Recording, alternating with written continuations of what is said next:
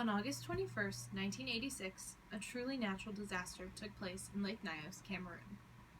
Located in West Africa, the lake is surrounded by agricultural land and home to several villages that rely on farming as their source of income and food. The lake, usually a spectacular blue, gave no warning signs to the bizarre tragedy that took place in 1986. The silent killer crept over the lake, killing 1,746 people and over 3,000 livestock, such as cattle and chickens. Soon after, a quiet rumble of volcanic activity stirred from beneath the lake, as accounted by Thomas Prentice from the London Times on August 29, 1986, just days after the disaster. The toxic gas seeped out without warning, and an entire village was wiped out, along with their way of life. This volcanic gas eruption leaked a mixture of hydrogen sulfide and carbon dioxide, suffocating any living being in the surrounding area, as noted by Richard Kerr in the journal Science in 1987. This mix of toxic gas suffocates any living creature in just a matter of minutes, meaning the people and animals around Lake Nyos had no way to get out. Scientists are unsure of the cause of this peculiar disaster, and can only concur that the shift in volcanic activity of the lake triggered such an eruption of gas. An eruption of toxic gas from a lake has only occurred twice before in lakes found in Africa. These include Lakes Kivu and Monoun, as stated in the article by Kerr. This means the cause of this unusual disaster has not been studied as rigorously as others. This leaves scientists at a loss for the cause of the eruption. With thousands of possibilities, scientists are still dumbfounded on why this phenomenon occurs.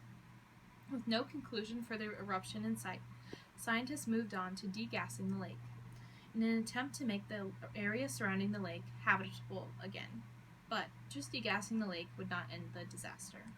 It was a temporary fix.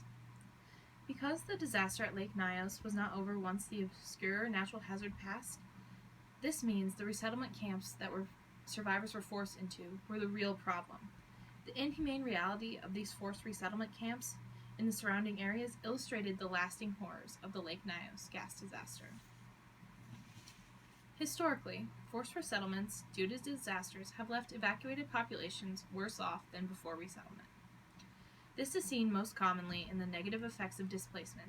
In a study done by Melissa Cantillo Navarra and Habitat International in 2014, impoverished populations suffer the effects of forced resettlement generations after relocation. The lasting effects of forced resettlement leave populations decades later in a declining economic path. This leaves them disadvantaged socioeconomically, as noted by the World Development Journal by Michael Weber in 2004. This means populations can hardly ever recover from facing forced displacement. Oftentimes, this disadvantage comes at the hands of mismanagement by the overseeing bodies. Forced resettlement camps are typically accompanied by a lack of information flow, little monitoring, and no knowledge of the camp's real needs by the governing body.